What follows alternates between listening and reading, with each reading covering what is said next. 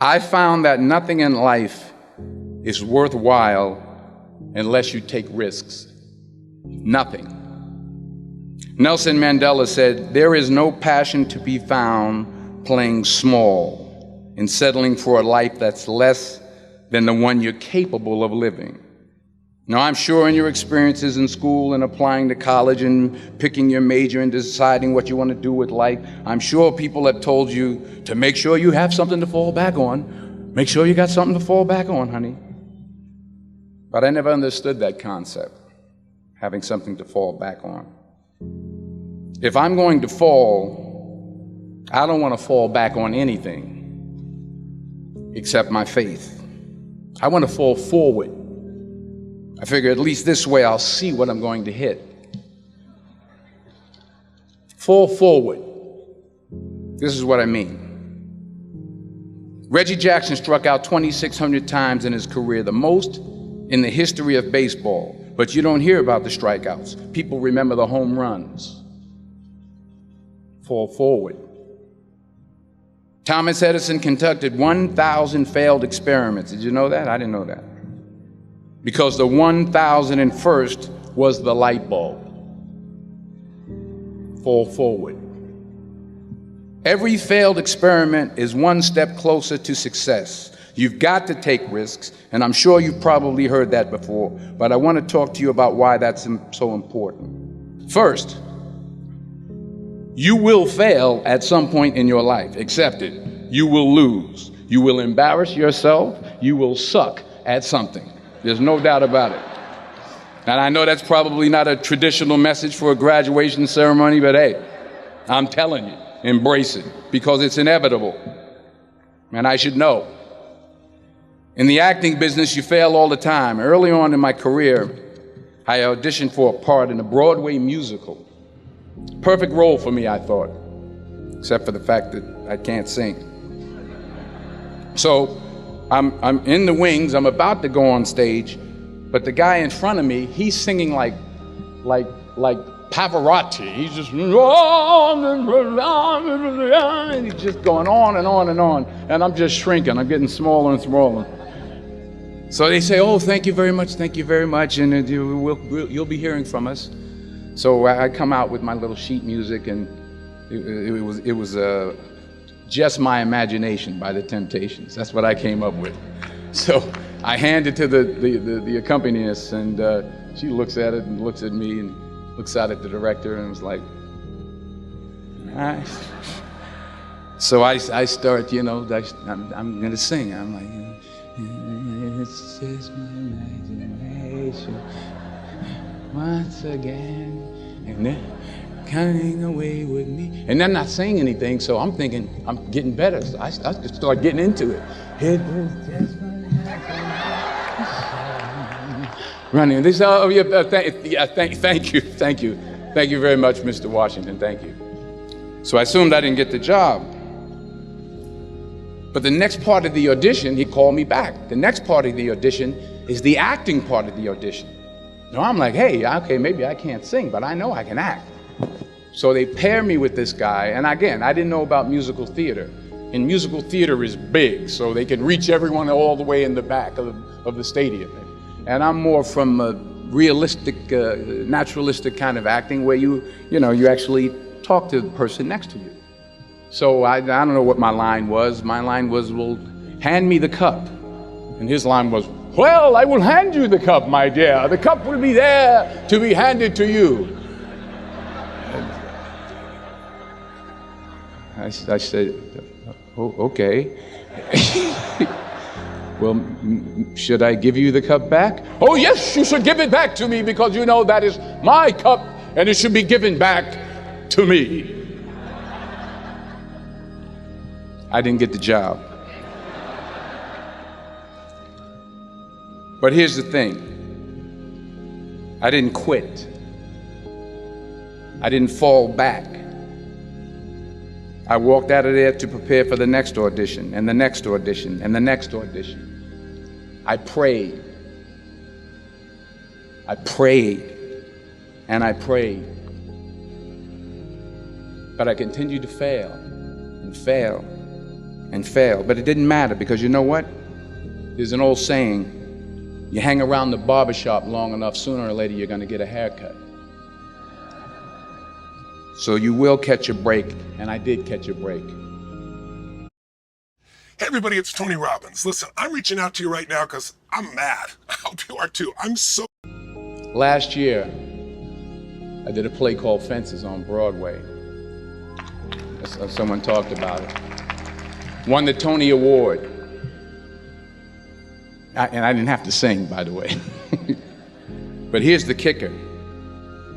It was at the Court Theater. It was at the same theater that I failed that first audition 30 years prior. The point is, every graduate here today has the training and the talent to succeed. But do you have the guts to fail? Here's my second point about failure. If you don't fail, you're not even trying.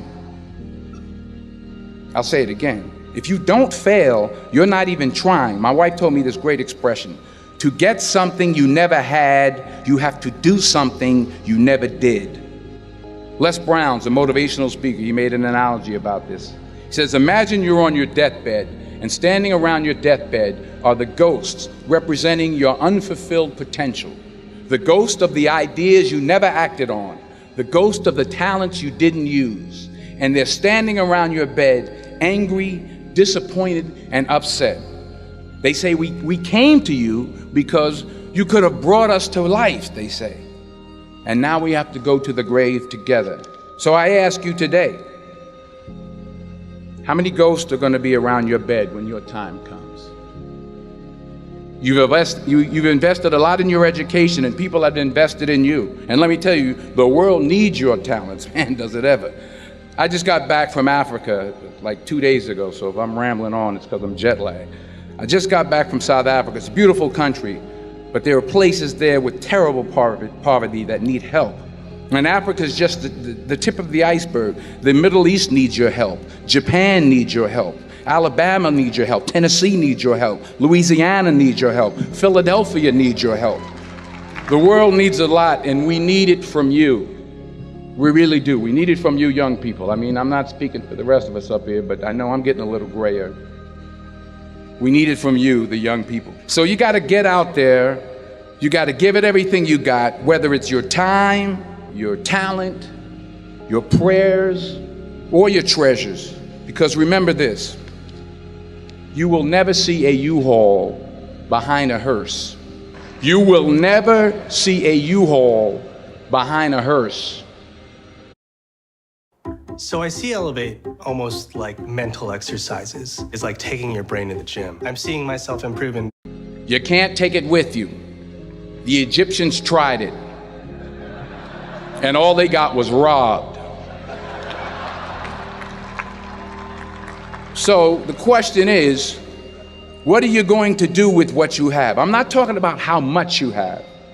Some of you are business majors, some of you are theologians, nurses, sociologists. Some of you have money, some of you have patience, some of you have kindness, some of you have love. Some of you have the gift of long suffering, whatever it is, whatever your gift is.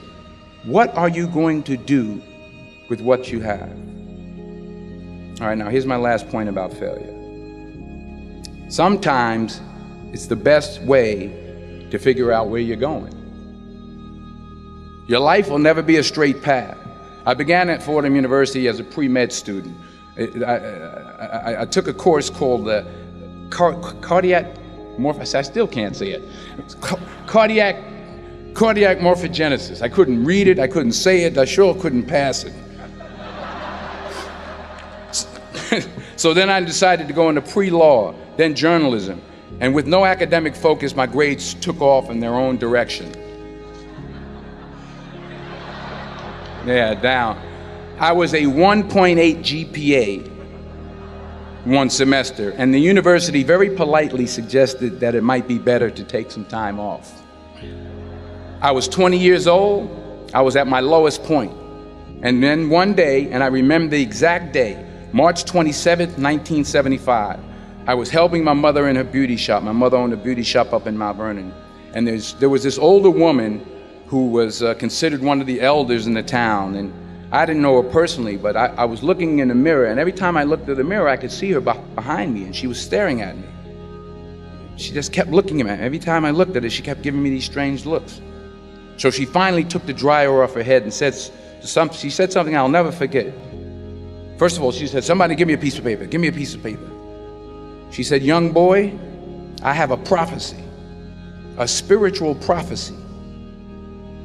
She said, "You are going to travel the world and speak to millions of people." Now, mind you, I'm 20 years old. I'm flunked out of school. In fact, like a wise ass, I'm thinking to myself, maybe she's got something in that crystal ball about me getting back into school next fall. But maybe she was on to something, because later that summer, while working as a counselor at a YMCA camp in Connecticut, we put on a talent show for the campers. And after the show, another counselor came up to me and asked, "Have you ever thought about acting? You're good at that." So when I got back to Fordham that fall, I got in and I changed my major once again for the last time. And in the years that followed, just as that woman prophesied, I have traveled the world and I have spoken to millions of people through my movies. Millions who up till this day couldn't see me, who up till this day I couldn't see while I was talking to them, and they couldn't see me, they could only see the movie. They couldn't see the real me. But I see you today, and I'm encouraged by what I see. And I'm strengthened by what I see.